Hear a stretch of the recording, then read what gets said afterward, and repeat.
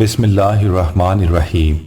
السلام علیکم Islamic teacher کے پیارے دوستو، میرے ساتھیوں، میرے پیارے دوستو، حضرت ابو درداء رضی اللہ تعالیٰ عنہ سے روایت ہے کہ رسول اللہ صلی اللہ علیہ وسلم نے فرمایا، کیا میں تم کو وہ عمل بتاؤں جو تمہارے سارے اعمال میں بہتر اور تمہارے مالک کی نگاہ میں پاکیزہ تر ہے اور تمہارے درجوں کو دوسرے تمام اعمال سے زیادہ بلند کرنے والا ہے، اور اللہ کی راہ میں سونا اور چاندی خرچ کرنے سے بھی زیادہ اور اس جہاد سے بھی زیادہ تمہارے لیے اس میں خیر ہے، جس میں تم اپنے دشمنوں اور خدا کے دشمنوں کو موت کے گھاٹ اتارو اور وہ تمہیں ذبح کریں اور شہید کریں۔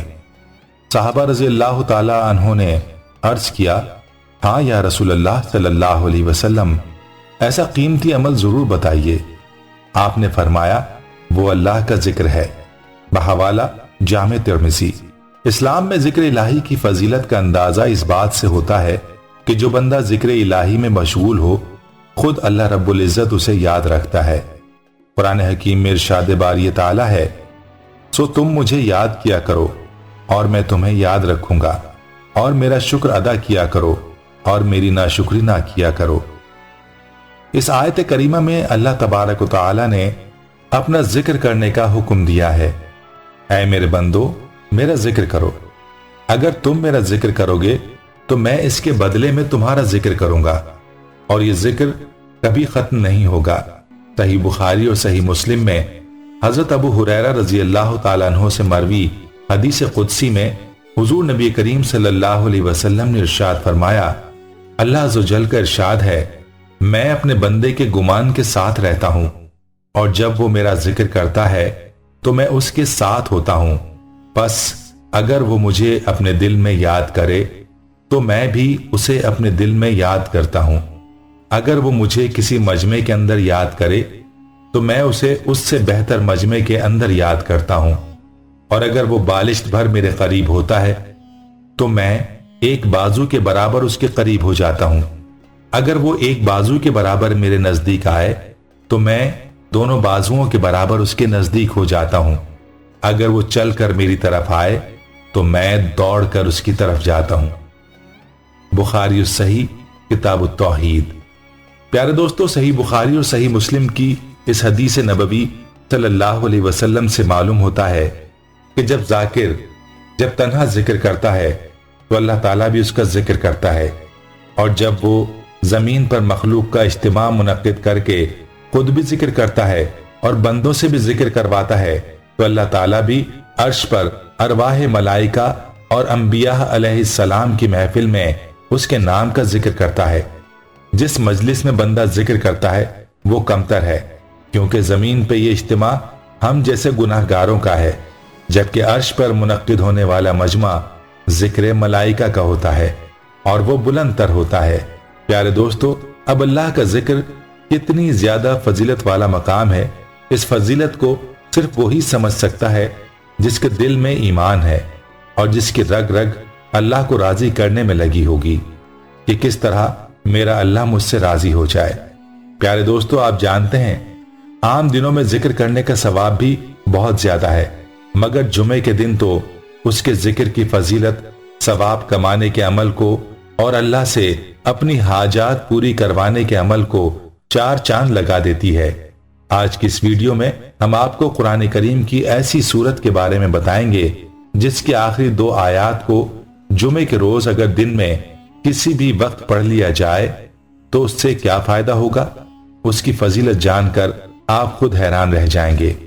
پیارے دوستو، سیدنا ابو ہریرہ رضی اللہ تعالی عنہ روایت کرتے ہیں کہ رسول اللہ صلی اللہ علیہ وسلم نے فرمایا، جس نے دن میں 100 مرتبہ لا الہ الا اللہ وحدہ لا شریک لہ لہ الملک ولہ الحمد وہو علی کل شیء قدیر پڑھا، اسے 10 غلام آزاد کرنے کے برابر ثواب ملتا ہے، اور اس کے لیے 100 نیکیاں لکھی جاتی ہیں، اور اس کی 100 برائیاں مٹا دی جاتی ہیں، اور اس دن شیطان سے حفاظت کا ذریعہ بن جاتا ہے یہاں تک کہ شام ہو جاتی ہے۔ اس حال میں کہ کوئی آدمی بھی اسے افضل عمل نہیں کرتا سوائے اس آدمی کے جس نے ان کلمات کو اس سے زیادہ مرتبہ پڑھا ہو، اور جس نے سبحان اللہ و بحمدہ دن میں 100 دفعہ پڑھا تو اس کی تمام خطائیں مٹا دی جاتی ہیں، اگرچہ سمندر کے جھاگ کے برابر ہوں۔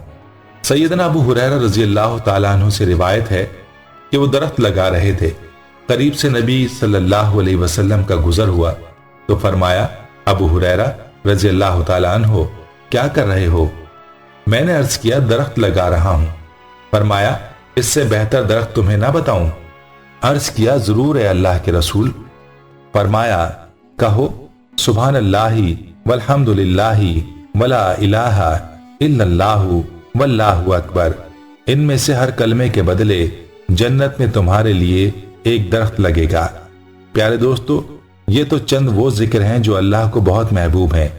اب آتے ہیں جمعۃ المبارک کے روز سورہ بقرہ کی آخری 2 آیات 100 بار پڑھنے کی فضیلت کے بارے میں۔ صحیح بخاری میں ہے کہ جو شخص ان دونوں آیتوں کو رات کو پڑھ لے اسے یہ دونوں کافی ہیں۔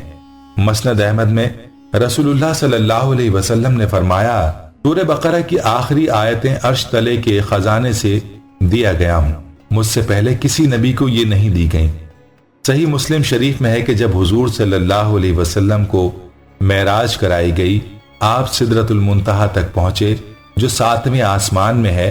جو چیز آسمان کی طرف چڑھتی ہے وہ یہیں تک پہنچتی ہے اور یہاں سے ہی لے جائی جاتی ہے، اور جو چیز اوپر سے نازل ہوتی ہے وہ بھی یہیں تک پہنچتی ہے، پھر یہاں سے آگے لے جاتی ہے، اور اسے سونے کی ٹڈیاں ڈھکے ہوئے تھیں۔